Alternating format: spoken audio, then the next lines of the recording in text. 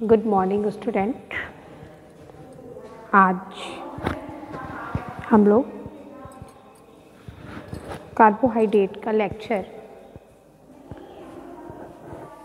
6 लेके उपस्थित हुए हैं और आज कार्बोहाइड्रेट का लास्ट लेक्चर भी है। इसमें हम लोग पॉलीसैकेराइड के बारे में डिटेल से स्टडी करेंगे। ठीक है, पॉलीसैकेराइड क्या है इसको पहले जानेंगे और कुछ चीज़ें हम थोड़ा सा ओलिगोसैकेराइड में थोड़ी सी चीज़ें छूट गई थी, जो बेसिक चीज़ें थी उनको थोड़ा सा डिस्क्राइब करेंगे, फिर आगे बढ़ जाएंगे। ठीक है, जो पॉलीसैकेराइड में हम लोग पढ़ रहे थे, ठीक है, ओलिगोसैकेराइड में हमने पढ़ा था कि 2 मॉलिक्यूल्स मोनोसैकेराइड के होने चाहिए और मिनिमम 2 आपके यूनिट कितनी मोनोसैकेराइड के और मैक्सिमम 10 यूनिट आपके मोनोसैकेराइड के होना चाहिए। यानी कि 2 से 10 के बीच में अगर मोनोसैकेराइड्स के यूनिट हैं वो आपस में जुड़ते हैं तो उनको हम लोग ऑलीसैकेराइड कहते हैं, ओलिगोसैकेराइड कहते हैं। ठीक है, उसके बाद में उसमें हम लोगों ने पूरा डिटेल से पढ़ा था ग्लाइकोसिडिक बॉन्ड कैसे बनता है। ठीक है, जब हम ग्लाइकोसिडिक बॉन्ड बता रहे थे तो उस समय हमने एक चीज़ मैं भूल गई थी बताना कि जो ग्लूकोज होते हैं जब उनको हम यहाँ तक बताते हैं कि उनको जब हम वाटर में डिज़ोल्व करते हैं तो वो रिंग स्ट्रक्चर बना लेते हैं। ठीक है, लेकिन उसमें भी हमने एक बताना था कि उस ग्लूकोज में भी एक ग्लूकोज अल्फ़ा डी ग्लूकोज होता है और एक बीटा डी ग्लूकोज होता है। तो अल्फ़ा डी ग्लूकोज क्या होता है, बीटा डी ग्लूकोज क्या है, तो पहले इसको हम थोड़ा सा जान लें फिर उसके बाद आगे। इसमें कोई ज़्यादा दिक्कत नहीं है। जैसे कि हमने जब रिंग स्ट्रक्चर आपको बनाया था तो इस टाइप के एक स्ट्रक्चर बनाया था, रिंग स्ट्रक्चर मैंने बनाया था, आपको याद भी होगा। ठीक है, ये रहा। ठीक, ऐसे बनाया था और ऐसे, और यहाँ पे हमने O बनाया था, यहाँ पे मैंने OH बनाया, यहाँ पे H बना दिया, यहाँ OH कह दिया, यहाँ OH कह दिया, यहाँ H कह दिया, यहाँ OH कह दिया, यहाँ H कह दिया, यहाँ OH कह दिया, यहाँ H कह दिया, यहाँ H, यहाँ CH2OH। ठीक है, यही स्ट्रक्चर हमने आपको बताया था। अगर एक यही स्ट्रक्चर यहाँ पे है, सेम यही स्ट्रक्चर है, मॉलिक्यूलर फॉर्मूला इसका एकदम सेम है, इसमें कोई दिक्कत नहीं है। ठीक है, यहाँ पे OH कह दिया, यहाँ H, यहाँ OH, यहाँ H, यहाँ H, यहाँ OH, यहाँ OH, यहाँ H, यहाँ H, यहाँ CH2OH। यही है। इसमें बस हमको ये बताना था कि जब hydroxyl group below the plane होता है, बिलो द प्लेन होता है, ठीक, तो उसको हम लोग कहते हैं, क्या कहते हैं, अल्फा डी ग्लूकोज। और यदि hydroxyl group above the plane होता है, एबव द प्लेन होता है तो इसे कहते हैं बीटा डी ग्लूकोज। ये एक मेरा टॉपिक उस दिन छूट गया था और बहुत इम्पॉर्टेंट भी है, क्योंकि मैं ये आपको भी बताऊंगी कि किसमें कितना बॉन्ड का, कौन कौन से बॉन्ड का फॉर्मेशन होता है उसके बारे में। ठीक है, जैसे कि उस दिन मैंने आपको बताया था, चूँकि उस दिन मैं ग्लूकोज को ली थी तो दोनों का एक का OH यहाँ था, ऐसे से लेके मैंने कर दिया था। ठीक है, तो जब यहाँ पे जो बॉन्ड देखिए, ये कार्बन नंबर 1 2 3 4। ठीक, एक मिनट में इसको अदर उससे पेन से बना देती हूँ। इसको उस दिन थोड़ा ये छूट गया था मेरा पोर्शन, बाद में मुझे लगा कि आप लोगों को बाद में दिक्कतें होंगी। 2 3 एंड 4 यहाँ पे कि 1 2 3 4 5 6 कार्बन होते हैं, 5 एंड 6 कार्बन, 6 कार्बन होते हैं ना।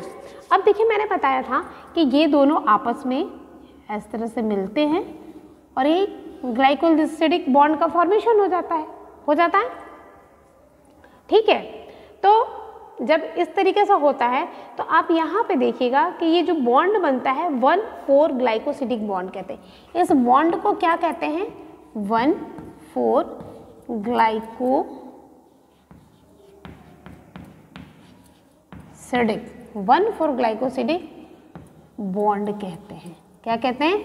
1,4 ग्लाइकोसिडिक बॉन्ड या 1,4 GB भी कहते हैं। ये हम उस दिन बताना भूल गए थे, किसमें? ओलिगोसैकेराइड में। तो ये नोट कर लीजिएगा, यहाँ पर भी पढ़े, क्योंकि उस दिन भी बताया तो कोई बात नहीं, बता देते तो कोई बात नहीं थी, और आज भी बताया तो कोई दिक्कत नहीं है, आप इसमें भी इसको पढ़ सकते हो, ठीक है। अब आ जाते हैं हम लोग मेन पॉलीसैकेराइड्स में। पॉलीसैकेराइड कुछ नहीं है, more than 10 unit of monosaccharide combine to each other and form polymer, ठीक। तो कह रहा है अगर मोनोसैकेराइड्स के क्या 10 से ज़्यादा यूनिट आपस में कंबाइन करते हैं तो ये किसका फॉर्मेशन करते हैं? ये पॉलीसैकेराइड का फॉर्मेशन कहते हैं, ठीक है। और पॉलीसैकेराइड आल्सो कॉल्ड ग्लाइकेन्स, इनको क्या कहते हैं?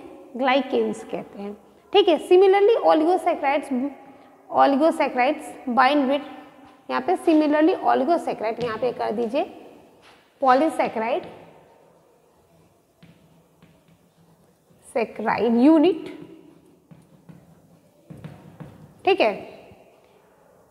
सिमिलरली ओलिगोसैकेराइड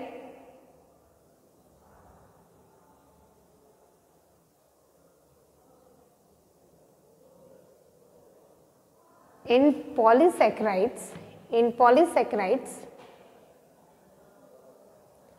एक मिनट, सेंटेंस गड़बड़ है, मैं इसको सही कर, फॉर्म बाई, एक लिखिए, इसको मैं सही कर रही हूँ, यहाँ पे थोड़ा सा गड़बड़ है, सेंटेंस गड़बड़ है, और कोई दिक्कत नहीं है, मैं सही कर दे रही हूँ।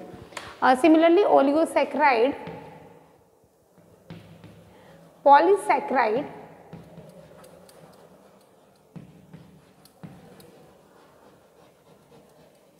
formed by joining of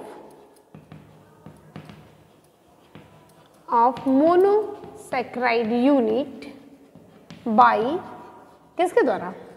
by glycosidic bond, glycosidic bond, ठीक है।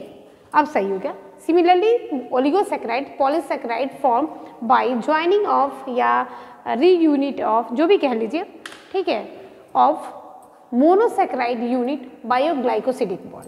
ग्लाइकोसिडिक बॉन्ड कैसे बनता है यहाँ पर भी मैंने बता दिया, और ये भी बता दिया कि बिलो का प्लेन क्या है, अबव द प्लेन क्या है, और ग्लाइकोसिडिक बॉन्ड को 1,4 ग्लाइकोसिडिक बॉन्ड कहते हैं। अब आ जाते हैं क्लासिफिकेशन ऑफ पॉलीसैकेराइड्स क्या है। ये बहुत इंपॉर्टेंट स्लाइड है, इसको ध्यानपूर्वक देखिएगा, ठीक है। जो पॉलीसैकेराइड होते हैं वो 2 टाइप्स के होते हैं, होमीपॉलीसैकेराइड्स, ठीक है, पॉलीसैकेराइड्स, और हेटेरोपॉलीसैकेराइड। होमोपॉलीसैकेराइड को होमोग्लाइकेन भी कहते हैं और इसको हेटेरोग्लाइकेन भी कहते हैं। पॉलीमर ऑफ सेम यूनिट, कहने कि जब सेम यूनिट आपस में जुड़ते हैं, कहने का सेंस है कि जब ग्लूकोज ग्लूकोज ग्लूकोज ग्लूकोज आपस में जुड़ते हैं तो एक पॉलीमर का फॉर्मेशन होगा। तो जब सेम टाइप के क्या बोलते हैं यूनिट आपस में जुड़ते हैं तो ये होमोपॉलीसैकेराइड्स बनाते हैं। और जब डिफरेंट टाइप के आपके पॉलीसैकेराइड्स यूनिट मोनोसैकेराइड यूनिट आपस में जुड़ते हैं तो ये क्या बनाते हैं? आपके हेटेरोग्लाइकन या हेटेरोपॉलीसैकेराइड। जैसे कि हम उस दिन पढ़ा रहे थे ओलिगोसैकेराइड्स में, तो आपने देखा था कि जब हम ट्राइसैकेराइड्स या आपको हम टेट्रासैकेराइड्स या आपको पेंटासैकेराइड बताए तो वहाँ पे कहीं पे गैलेक्टोज जुड़ रहा था, ग्लूकोज जुड़ रहा था, फ्रक्टोज जुड़ रहा था, 3 यूनिट जुड़ रहे थे, डिफरेंट यूनिट जुड़ रहे थे, तो वो हेटेरोपॉलीसैकेराइड्स में आ जाएंगे, ठीक है। तो कह रहा है कि जब सेम टाइप के कंपाउंड यूनिट आपस में जुड़ती हैं तो वो होमोपॉलीसैकेराइड कहलाते हैं। ये 2 टाइप के होते हैं, ठीक है। एक होता है storage of homopolysaccharide, storage of homopolysaccharide, एक स्ट्रक्चर ऑफ होमोपॉलीसैकेराइड। होमो का मतलब, स्टोरेज का मतलब है कि वो बॉडी में जो ग्लाइकोजन की मात्रा, अगर ग्लूकोज की मात्रा बॉडी में ज़्यादा हो जाए या प्लांट्स में हो जाए तो किस फॉर्म में स्टोर होती है। तो है नहीं कि जितना हम खाते हैं सबका सब हमारा एनर्जी की फॉर्म में उसका सेलुलर रेस्पिरेशन होता है, ऐसा तो होता नहीं है। कुछ बॉडी में हमारे स्टोर हो जाते हैं, ठीक है। जब हम फास्ट रहते हैं तो वो सारा यूज़ हो जाता है, ठीक है। या हम कई दिनों तक खाना नहीं खाते हैं तो स्टोर जो बॉडी में कार्बोहाइड्रेट होते हैं वो ब्रेक डाउन होकर के हमको एनर्जी देते रहते हैं। उसी तरीके से तो ये स्टोरेज होते हैं। कुछ स्ट्रक्चर आप होमोपॉली जो कुछ ऐसे होते हैं जो एनिमल्स में उनके बॉडी स्ट्रक्चर को बनाए रखने के लिए रिस्पॉन्सिबल होते हैं। ठीक है, अभी डिटेल से आगे बढ़ते हैं। अब स्टोरेज जो होमोपॉलीसैकेराइड्स होते हैं ये मेनली ये भी 2 टाइप्स के होते हैं। ठीक, on the basis of storage. अगर वो पॉलीमर्स हैं ग्लूकोज के, GLU लिखा मीन्स ग्लूकोज की बात यहाँ पे हम कर रहे हैं। अगर वो केवल glucose glucose glucose glucose unit आपस, जैसे यहाँ पे देखिए ग्लूकोज ग्लूकोज ग्लूकोज ग्लूकोज आपस में ये जुड़ते जा रहे हैं, ग्लूकोज ग्लूकोज ऐसे आपस में जुड़ रहे हैं। ठीक, तो वो क्या बनाएंगे, पॉलीमर ऑफ ग्लूकोज स्टोरेज। ठीक, तो जब ग्लूकोज ग्लूकोज आपस में जुड़ते हैं तो इनको बोलते हैं हम लोग स्टार्च। ये कहाँ होता है, ओनली इन प्लांट। ये कहाँ पाए जाते हैं, केवल प्लांट में पाए जाते हैं, ओनली इन प्लांट। ये प्लांट में केवल प्रेजेंट होते हैं, ओनली इन प्लांट में प्रेजेंट होते हैं। और glycogen only in animal, only in animal. ये एनिमल में क्या होते हैं, ये प्रेजेंट होते हैं। कौन, ग्लाइकोजन। आपने सुना भी है ग्लाइकोजन कहाँ प्रेजेंट होता है। ठीक, ग्लाइकोजन कहाँ होता है, लीवर में और मसल्स में। एनिमल के लीवर और मसल में ग्लाइकोजन स्टोर होता है। ठीक है, ग्लूकोज ग्लाइकोजन के फॉर्म में लीवर और मसल्स में एनिमल के स्टोर होता है, इसलिए इसको स्टोरेज कहते हैं। ठीक है, next polymer of fructose.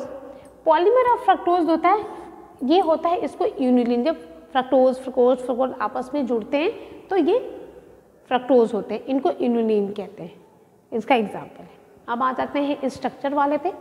Structure of homopolysaccharide में पॉलीमर ऑफ बीटा ग्लूकोज और पॉलीमर ऑफ BN।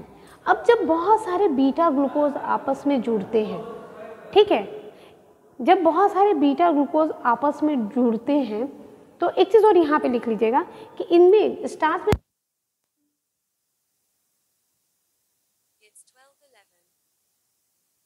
और ग्लाइकोजन में जो बोलते हैं 1,4 ग्लाइकोसिडिक बॉन्ड एंड एक और बनता है 1,6 ग्लाइकोसिडिक बॉन्ड का फॉर्मेशन, यानी कि इसमें 2 ग्लाइकोसिडिक बॉन्ड का फॉर्मेशन होता है और इसमें एक। जब आपका ये बीटा ग्लूकोज होता है, इसमें ये जब आपस में जुड़ते हैं तो क्या बनाते हैं, सेलुलोज बनाते हैं। और इसी तरीके से जब बीटा नैग, मैंने बताया था एन एसिटिल ग्लूकोसामीन, ठीक है, ये आपस में जुड़ते हैं तो काइटिन बनाते हैं। अब जैसा आप जानते हो कि काइटिन जो होता है वो एक्सोस्केलेटन की तरह काम करता है। किसकी तरह से काम करता है, एक्सोस्केलेटन की तरह काम करता है। और ये ज़्यादातर क्या होता है, आपके जो सेल वॉल होती हैं उनके अंदर पाया जाता है। सेल वॉल ऑफ फंजाई और एक्सोस्केलेटन ऑफ आर्थ्रोपोडा, तो ये पाए जाते हैं कहाँ पे, सेल वॉल ऑफ फंजाई में। फंजाई की जो सेल वॉल होती है वो काइटिन की बनी होती है और exoskeleton skeleton of arthropoda, arthropoda. ठीक है, ये हमारा आज का जो लेक्चर था, ठीक है, वो था आपका। और हेट्रोपॉलीसैकेराइड्स में जैसा कि हम बता भी चुके हैं आपको, ठीक है, यहाँ पे हेट्रोपॉलीसैकेराइड में हमको आपको पहले ही बता चुके हैं कि galactose plus glucose plus fructose, मतलब डिफरेंट टाइप के जब मोनोसैकेराइड के यूनिट्स आपस में जुड़ते हैं तो वहाँ पे वो हेट्रोपॉलीसैकेराइड या हेट्रोग्लाइकेन का फॉर्मेशन करते हैं। ठीक है, इसके पहले भी ओलिगोसैकेराइड में हम लोग पढ़ चुके हैं, लेकिन वहाँ पे 2 यूनिट की, मतलब 5 यूनिट के अंदर की बात हो रही थी। जब 10 से ज़्यादा यूनिट ये जुड़ जाते हैं तो ये हेट्रोपॉलीसैकेराइड का फॉर्मेशन करते हैं। ठीक है, तो ये आज हमारा रहा पॉलीसैकेराइड्स। ठीक, और ये पॉलीसैकेराइड हमारा लेक्चर इसको है लेक्चर 6।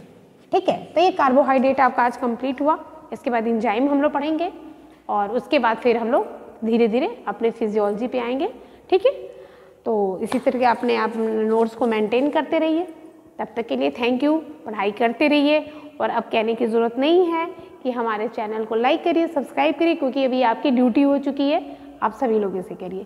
Thank you.